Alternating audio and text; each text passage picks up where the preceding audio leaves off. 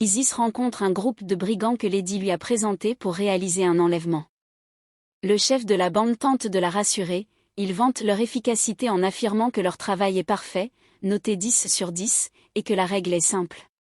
Soit le client est satisfait, soit il récupère son argent. Isis, méfiante, répond qu'elle paiera pour voir, laissant entendre qu'elle n'est pas totalement convaincue. Ensuite, Isis entraîne Lady à l'écart, troublée par ce qu'elle vient de constater.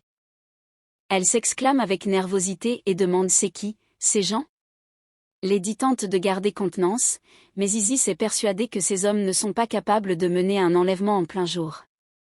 Elle les trouve trop imprévisibles, presque fous.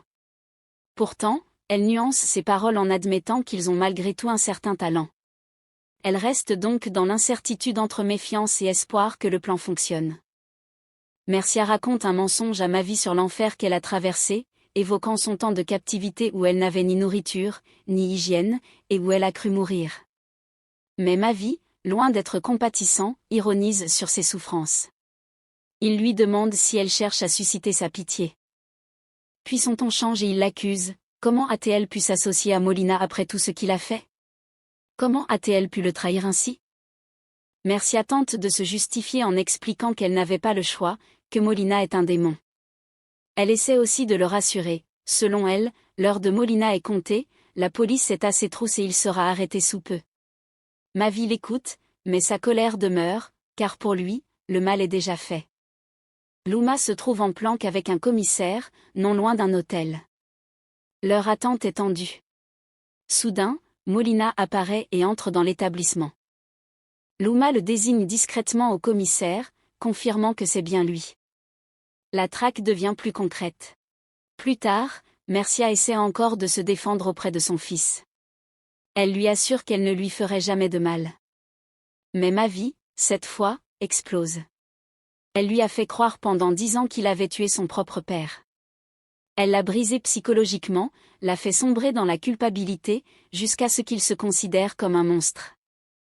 Mavi l'accuse aussi d'avoir utilisé une vidéo truquée pour l'empêcher de vivre sa vie, notamment son mariage. Il comprend désormais que cette machination servait à couvrir les intérêts de Mercia et Molina. Furieux, il la chasse, il ne veut plus la voir, plus l'entendre. Il va jusqu'à lui dire qu'il la déteste, qu'il n'a plus de mère, et qu'elle doit disparaître de sa vie à jamais. Plus tard, Luma retrouve Mavi, désespérée, elle lui dit que tout est faux, que tout est perdu, car Molina a réussi à s'échapper. Mais Mavi, assis devant son ordinateur, garde son calme. Il explique qu'il a découvert une piste, Molina a loué une voiture et il est en train de la tracer. Il espère remonter jusqu'à lui par ce biais.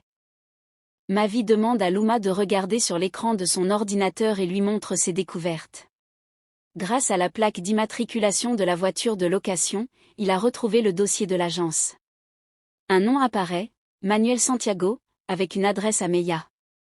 Mavi pense que Molina se cache derrière cette identité, ou qu'il s'agit au moins d'un de ses hommes.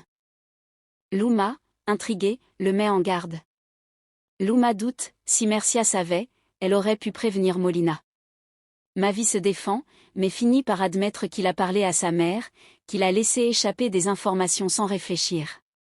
Luma s'emporte, il se traite lui-même d'imbécile, conscient d'avoir mis leur plan en danger. Finalement, Mavi décide d'aller à Mella pour réparer son erreur. Luma tente de l'arrêter, trouvant cela trop dangereux pour lui.